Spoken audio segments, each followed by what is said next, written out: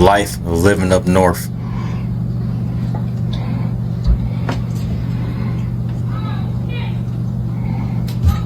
He said, "Oh shit, man! I know life is brutal up there, but you had the best times in the snow, crawling under tunnels, digging under tunnels, making igloos, like all kind of stuff. But I ain't seen all sorts of snow being in the Midwest, like from transformers blowing up. I done seen icy roads, so people just sliding all over the place in wrecks because people can't drive in this wintertime."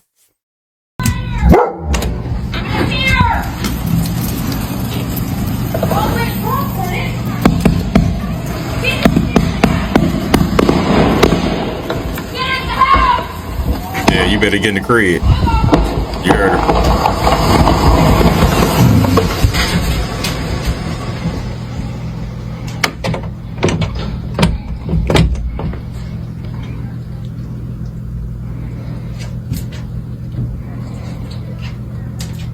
Well, so much for that, huh?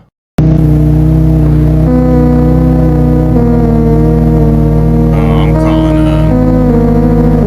that definitely looks. February 3rd, 2026, in the unlikeliest of places, this massive creature washed ashore in Arizona. First mistake, 2026, washed up shore in Arizona. So are they just trying to tell us something? Its size and features are unlike any species known to marine biology. Rows of jagged, oversized teeth suggest a predator built for crushing, its body scarred by battles fought deep in uncharted waters. Experts on site are baffled, unable to identify its genetic makeup. Early analysis hints at a creature thought extinct for millions of years, possibly a relative of the prehistoric megalodon. But how did it end up here?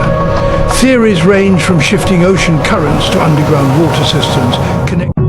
One thing I can say, they did put in a lot of work doing that, because that's pretty cool how they had big old sharks and then how they had it going through a water you clearly can tell was on like a jet ski or something of the sort.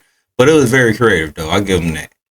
See a demon on camera? Check this out right here. A little boy's playing video games in his room and he's being spied on by a demon. But do you see that poster on the wall?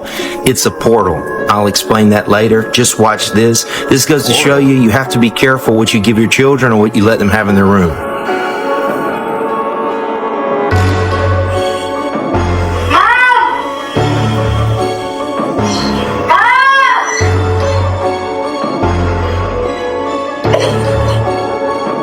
He's scared. He looks and there's nothing there.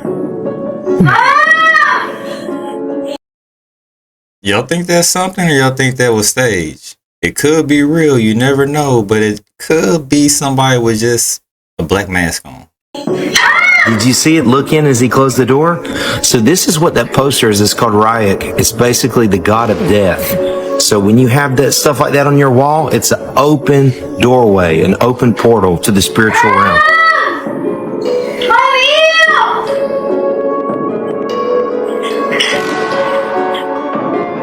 What do you think?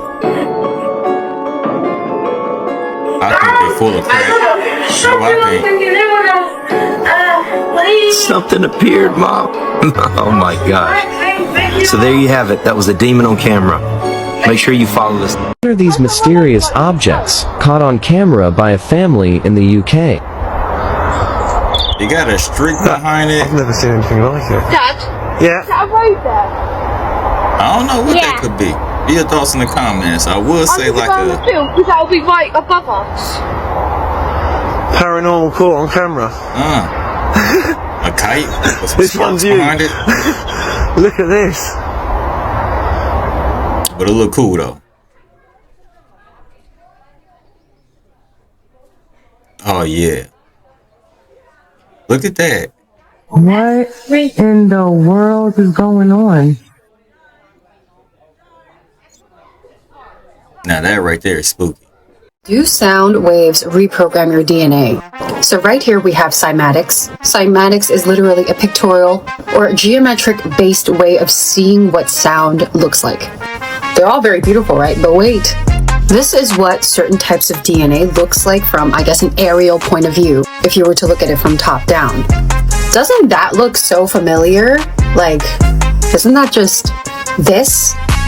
If you have been in the spirit, It could be that, or it could just be a coincidence. Who knows? Because there's so many possibilities out there. It's easy to fit anything with anything and make it make sense. community for a while, this is not news to me and you, but to a lot of people this is fascinating news because this means we can heal using sound frequency. Now, I don't know if you know this, but years ago there was this woman, I believe she created a machine, a way to kill off cancer cells using sound frequency. The sound frequency, like a radio wave, is tuned in to the same frequency as the cancer cell, and it would zap away the cancer cell but leave the other healthy cells unscathed. Yet that research has now disappeared. She's not talking about it anymore. Don't know where she went. I hope this woman is safe. But there have been so many sound frequency healing techniques used or tried to be used in the past that just, is not talked about anymore. I wouldn't be surprised if this video suddenly disappears. This is why the hertz of music you listen to is so important. There have been so many rappers documented in the past. I'm pretty sure one of them was Ice Cube. Correct me if I'm wrong. They and he once said in an interview, and I'm paraphrasing, but it's very similar, they are paid to talk more about drugs, hedonistic lifestyle, perpetuating all of the 7 sins to a detriment, so it can program the mind to make people act that way more, make people entranced in that kind of lifestyle. Music and sound is like a spell. You know how we're speaking out loud right now? My voice is vibrating, it's creating vibrations. That is a spell, it's spell work. You are spelling out the intentions. And these major companies, these major music companies, pay these rappers to rap about these hedonistic things. So if we can reverse that and use the hertz and the vibration and the frequencies of music, sound, voice for good, for healing, I think we would have a major quantum leap in terms of medicine, in terms of personal healing, in terms of psychological help as well. And I really do hope with the age of Aquarius that is coming, or is already here apparently, this is going to be the new shift in helping humanity, because everything else that we have tried in the past, it works, but it doesn't work that well. And if you didn't know, the first thing to have ever been created by God or source was actually sound. Don't believe me? I'm not even religious, but the Bible itself said God spoke. That's the first thing God did. And the first sound that was ever made by the universe was Om. There's also a reason why cats purr when you have illness, sickness, cancer cells. They're purring away your illness using their voice vibration and frequency. So the next time your cat purrs on your lap, know that they're trying to help heal you. Hey, one thing about music, everybody love them some music. You hear a nice little beat, no matter what they saying, you just in there. I'm telling you, I heard that about cats. I heard that they purr do heal people. So, and it's something about hearing a cat purr, it is kind of soothing. So I was recording a video of the snow, and when I zoomed on it, this is what happened. What is this? It's not melting. It can catch on fire, but it doesn't melt. So tell me again that there's no such thing as chemtrails. This isn't real snow. I don't see no fire coming from it though. Is it on? This picture is from New York. I believe Queens, New York, just the other day. You see that thing floating up there? You see it? Now that could have been anything. A lens flare, almost anything. Except a couple days later, another picture was taken in the same place, and there was something else in the sky. So here's that first image again, zoomed in, and I cannot tell you for the life of me what that is. I have no clue, except that people did see it in the sky and took pictures of it. And then, like I said, a couple days later, we got this. Over the same area, another weird thing glowing in the sky. What is that? What the heck is going on? I'm going to zoom in on that one too. Because to tell you the truth, at first, it looked like somebody drew a picture of a duck. Nope, that ain't no duck.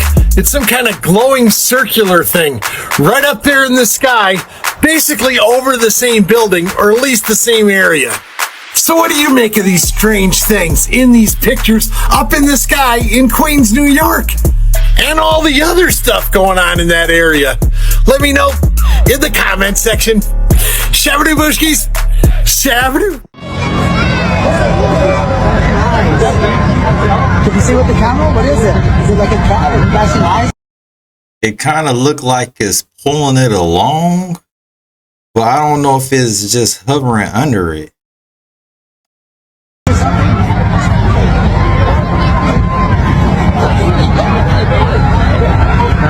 Not coming in clear enough.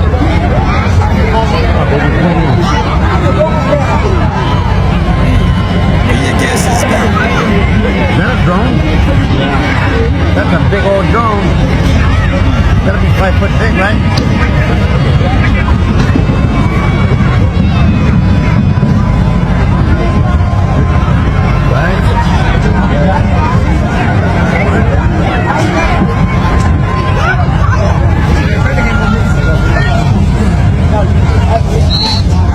I don't hear a panic out there. They still going along with the marching band and everything.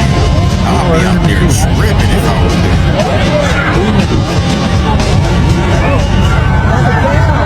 It is an animal.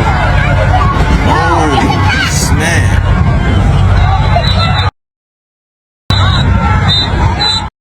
What was that? You hear that little kid? It's a cat. It's a cat. It definitely looked like something, but it was glowing and sparkling. Super important. Columns are not exactly what you think. You gotta start thinking of them like frequency translators. That guy was just pushing that huge rock, and you can see movement at the base if you put a spoon in that crack. These bad boys are the magical columns of Jerash in Jordan. The thing is huge, and the columns are known for being able to survive earthquakes. Without pillars, something like an earthquake can travel straight through and do massive destruction. Reflection from the pillars de-energizes the wave. These can be made from granite, marble, limestone, all connected by metal to the base. All of those are piezoelectric. This is what it looks like in fiber optics, where there's a very specific pattern that's created at the end. Depending on the materials used and the shape of the column, you can control or manipulate the pattern. The fluted column, the one with the things on the side, creates this beautiful pattern on the inside, like a cymatic almost. This happens internally in the stone. Seismically, it protects the building, but if they are piezoelectric, it creates an electromagnetic field around the stone. Arranging the columns in a specific pattern creates a bus or a pathway, used to isolate a signal in microelectronics. Something that's seismically invisible like an amphitheater could take the excess or generate it using acoustics. If that clicked for you, you may be remembering, which is reassembling the pieces of something like these column drums. I suggest... What is that? Oh, I'll show you. Do you think it's funny how every time there's an unidentified flying object... Did that look like the first thing we seen pulling that cat or cow along or whatever that was in the air? I seem to find a U.S. patent on it. U.S. patent 3774865. Go click on it. And then look what you see. United States patent. Looky here. What do we have? Guys, there are space aliens from outer space. Outer space isn't real. It's time we figured it out. It's time we figured it out. We know outer space. That's a U.S. patent. They're effing with you. Controlling your mind. Controlling your mind. I mean, look at this. I mean, the crazy thing flying with the plane and the U.S. patent. Doesn't take a rocket scientist, which apparently aren't that smart. Figure it out, guys. Oh, and this is all for entertainment purposes. I know that's a UFO. You guys, what is this? I'm in the light, and this is what I see like. Surfer girl. The Silver Surfer girl.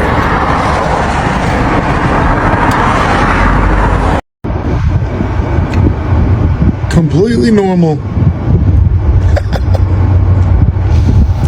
You know, right? You know what? Going into 2025, he completely right.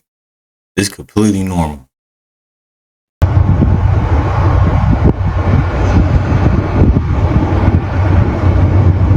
The U.S. government conducted 11 nuclear tests back in 1953. This was test number 19, and it was conducted on May 19th of 1953. Now, come May 21st of 1953, several witnesses, like 10 to 20, would come forward and say they saw UFOs in the sky fighting in Arizona. They said there was either 6 or 7 in the sky fighting. 3 of them crashed. One crashed into a mountain and burst into flames. One crashed in the Mojave Desert, and it was unharmed. The other one crashed in Kingman, Arizona, which is about 100 miles from Las Vegas. Now, these nuclear tests were taking place at the Nevada test site, which is close to the border of Arizona. Witnesses in Kingman, Arizona claimed that within hours of this crash near a water reservoir, that government officials were all over the place and they were taking stuff away. Now we have proof in 2024 that they did indeed recover a craft. This is a text message thread from 2020 between Christopher Mellon and a senior U.S. government official. And they say that if someone knew what they knew, they would be slack-jawed if they found out. And then they go on to say that they're still dealing with the recovered UAP that landed in Kingman, Arizona in the 50s. He says they also know who recovers the landed or crashed UAPs under what authorities,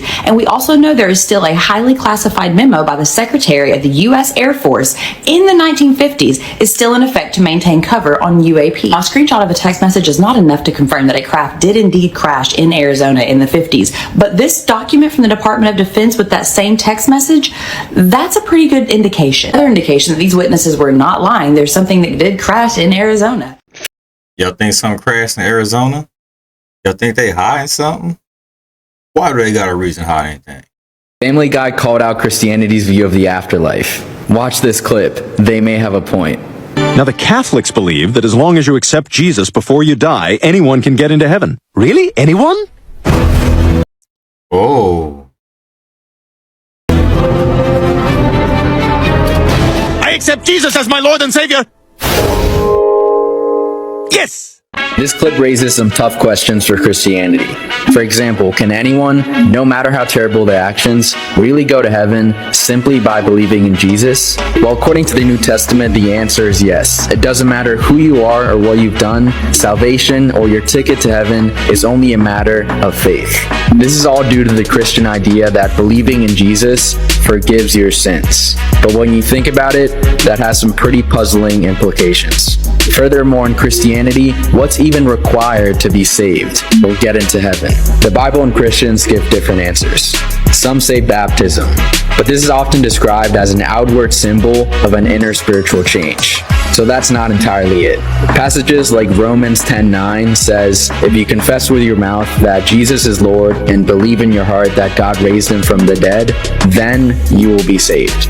So do you need to both believe and confess? Is it like Shia LaBeouf's movie scene where he says, Say Christ is Lord! Say Christ is Lord! Say it! You say Christ is Lord! Hey, he intense, man. In movie scenes, even in real life, it's like he the same person. He ain't acting. And what exactly do you have to believe in order to get into heaven? The Trinity, the Incarnation, or is belief in the resurrection enough? So even though Family Guy probably isn't meant to be taken too seriously, it does bring up some good questions and perhaps even objections to Christianity. Number 1, can anyone truly get into heaven? And 2, what's actually required to get there? Share this video with a Christian friend or family member.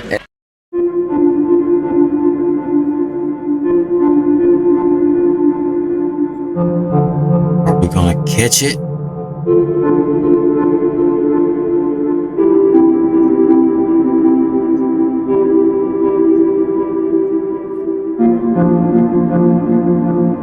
Okay, I'm going to stop this for just a minute. I want you guys to notice something here. Notice the hot spot of the sun right on top of the clouds underneath the sun there. And then you notice over here towards the right how dark these clouds look, and over here to the left how dark the clouds look. There's no sunlight hardly on those at all, but right underneath the sun you see what you call a hot spot, and that right there alone proves that the sun is very close and local right above the clouds. I'm going to demonstrate for you right here. Now notice I have a light bulb which is round, which represents our sun source, and we have a flat mattress which represents our flat layer of clouds. Now watch as I get the so-called sun down here at the edge by the horizon. Now you see that hot spot right underneath the light bulb? You can only get that hot spot when the light source is very close and local. Now notice the darkness on each side of the bed, just as you did on the blanket of clouds? It's really, really simple to prove. Notice right here, you see the hot spot underneath the light bulb? When I raise it up high, it lights up the whole bed. We put it back down low to the bed mattress, we get a hot spot. And when you raise it back up, it lights up the whole bed mattress. How many flat earthers we got out here? How many of y'all believe the earth's flat? How many of y'all believe it's round? Give your thoughts in the comments. Anyways, let's continue on with the video. Just keep that in mind as you're watching the sun.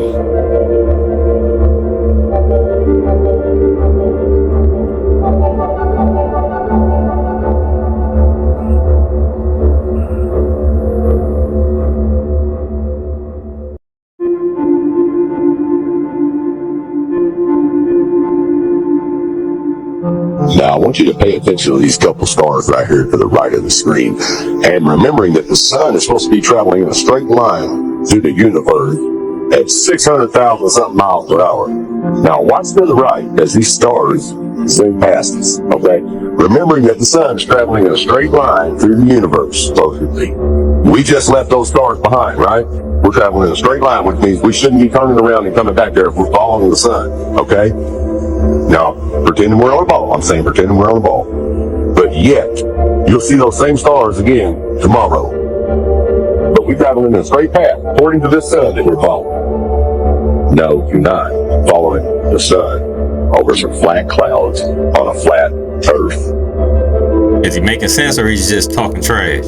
Now remember, on a flat earth, we're following the sun west. So that means it can always be turning just a little bit to the right of you as you're flying behind it, chasing it. That is why you keep seeing this cameraman turn the camera to the right.